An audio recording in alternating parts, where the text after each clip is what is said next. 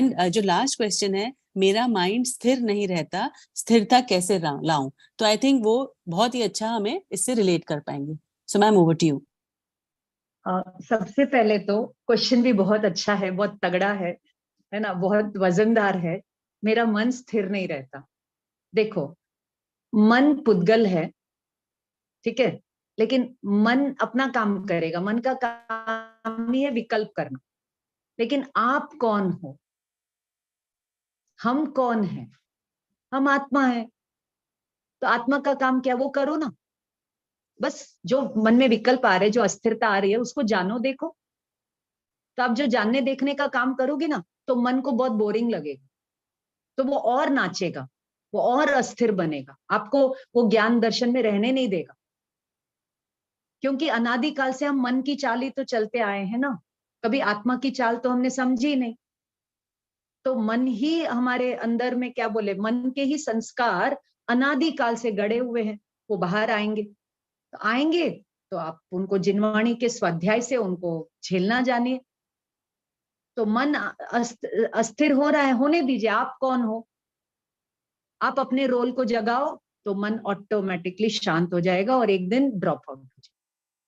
और इसका नाम ही तप है। अब आपके मन को जो जो भाता है वो सब कट ऑफ कर दीजिए। आपके मन को, क्या बोले, सब जंक भाता है, तो वो जंक ही आपके मन को अस्थिर करने का मेन कारण है। आपका फूड का, आपका माइंड का, आपका स्वाध्याय का डायरेक्ट कनेक्शन है। आप जितना जितना स्वाध्याय करोगे, तो स्वाध्याय में सिर्फ आत्मा की पढ़ाई करना नहीं आता है, the relation between body, mind and soul. आप निर्जरा के 12 वेद देखिए, उसमें अनशन, अवमोदरिका, रस परित्याग, है ना, क्या बोले, और वृत्ति संक्षेप, ये पूरा आहार से रिलेटेड। अगर आपका आहार रेगुलेटेड होगा, तो आपका माइंड भी रेगुलेटेड होगा, और माइंड रेगुलेटेड होगा तब आप आत्मा के दरबार में दस्तक दे पाएंगे, है ना। आत्मा एक भव्य महल है, वो हर समय हाजिर है, हियर एंड नाउ है। बट हमको उसमें प्रवेश करना नहीं आता है, क्योंकि हम we are preoccupied with mind, and mind के लिए चाहिए फूड, और वो फूड हमें मिलता है पांचों इंद्रियों से। तो आप इसको इसको जितना खिलाते रहेंगे, ये चारों इंद्रियां अपना आहार मांगेगी, और मन उन पांचों इंद्रियों के पीछे चला जाए। लेकिन ये मन हमें बहुत, कोई जन्म में हमने हीरे मोती बांटे होंगे, तो हमें ये मन मिला, ये जिनवाणी मिली, और हम इसको इंद्रिय विषयों में लगा देते। लेकिन इस मन को जीतने का उपाय आप तीर्थंकरों के जीवन से सीखिए। वो कैसे तपस्या किए, वो कैसे पहले रत्नत्रय प्राप्त किए। और रत्नत्रय प्राप्त, देखो, रत्नत्रय में चारित्र आता है और तप आता है। चारित्र में ही तप को लिया, तब चारित्र लिया ही तप के लिए जाता है। आत्मा में तपने के लिए चारित्र, और आत्मा में कैसे तपना, ये 12 प्रकार की निर्जरा से। अनशन करो, इंटरमिटेंट फास्टिंग जिसको आज बोल देते हैं, 24/7 खाओ मत। खाते हो तो आत्मा की बात कैसे करते हो? करते हो तो फिर प्रैक्टिस करो वैसे। आत्मा अनाहारी है, आत्मा ने आज तक कुछ खाया ही नहीं है, लेकिन हम तो 24 घंटे खाते रहते हैं और बोलते रहते हैं कि आत्मा नहीं खाता है। ये स्वच्छंदीपना। तो फिर तो हम तो वापस मन की चाल, ये मिथ्यात्व है। ये मिथ्यात्व इतना अपने अंदर में गाढ़ा है कि ये किसी न किसी रूप में बाहर आता ही रहेगा, आता ही रहेगा। इसलिए इसको एकदम डिलीट करने के लिए अपने को क्या करना है, अनशन का सही तरीका समझना, निर्जरा के 12 भेद समझना, और पूरे पूरे 12 प्रकार की निर्जरा जब होगी लाइफ में, उसी के लिए ये परमागम की पढ़ाई है, ज्ञान ध्यान की पढ़ाई है, ताकि हम आत्मा तक पहुंच, तब ये मन स्थिर होगा, नहीं तो नहीं स्थिर। इतना सही मेरा कहना है। वैसे क्वेश्चन बहुत क्या बोले, डिस्कशन मांगता है, और मैं डिस्कशन करने के लिए तैयार हूँ। It depends on your time and everything. Ma'am, we have time. We have another at least 9 till 9:25. We have time.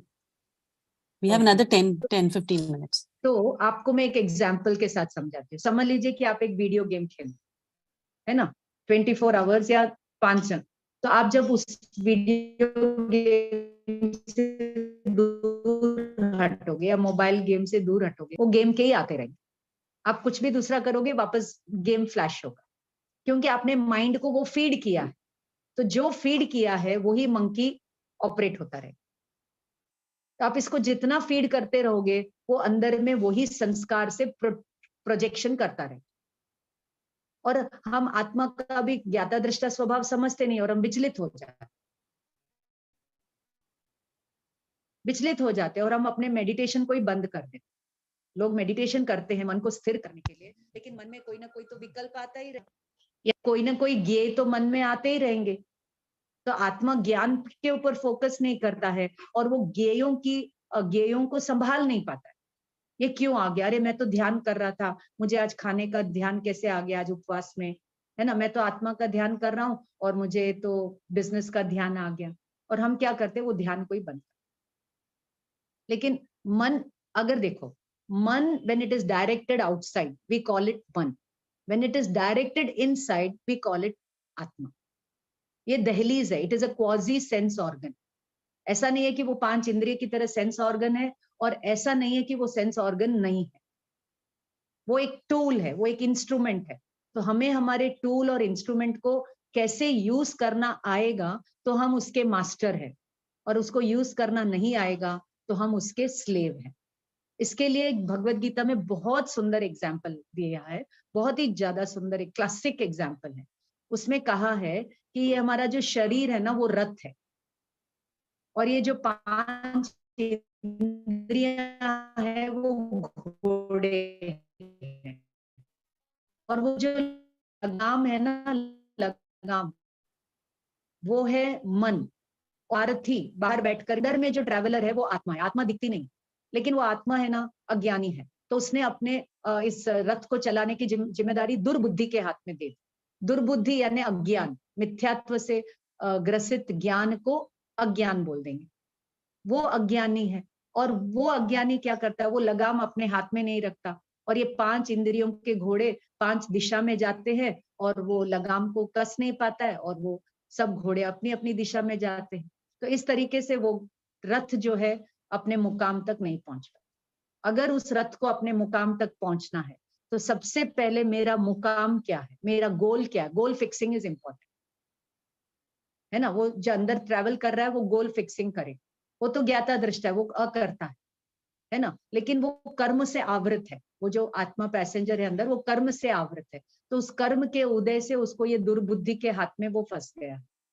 और जब ये आत्मा स्वाध्याय से, सत्संग से, देव गुरु शास्त्र की प्रेरणा से जब ये जागृत चेतना होकर के बैठेगा, तो हर समय वो बुद्धि को डायरेक्ट करेगा कि तुम ये लगाम अपने हाथ में रखो और इंद्रियों की बात मत समझो। तो वो लगाम जो है वो ज्ञान के वश होगी, और वो ज्ञान ज्ञायक तक पहुंच करके अपने मुकाम मोक्ष तक पहुंचे। नहीं तो जितना जितना इंद्रियों के घोड़ों के पीछे जाएगा, उसको संयम के कोड़े पड़ेंगे, वो संयमित नहीं होना चाहता।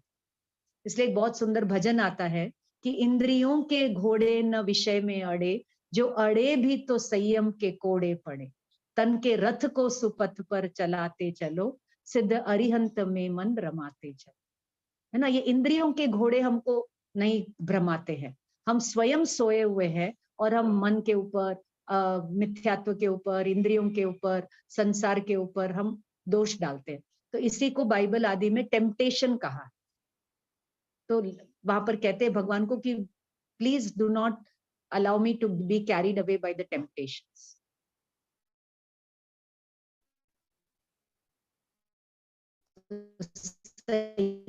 ये बहुत बड़ी चीज।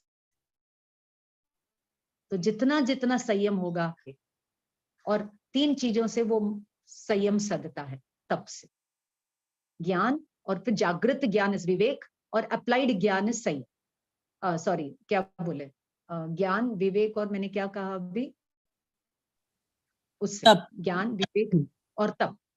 और निरंतर वो ज्ञान में तपते हैं, उसका नाम तप है। और बाहर में कुछ ना कुछ तो होगा ही। इतने तरीके से हम आत्मा से बाहर जाते हैं।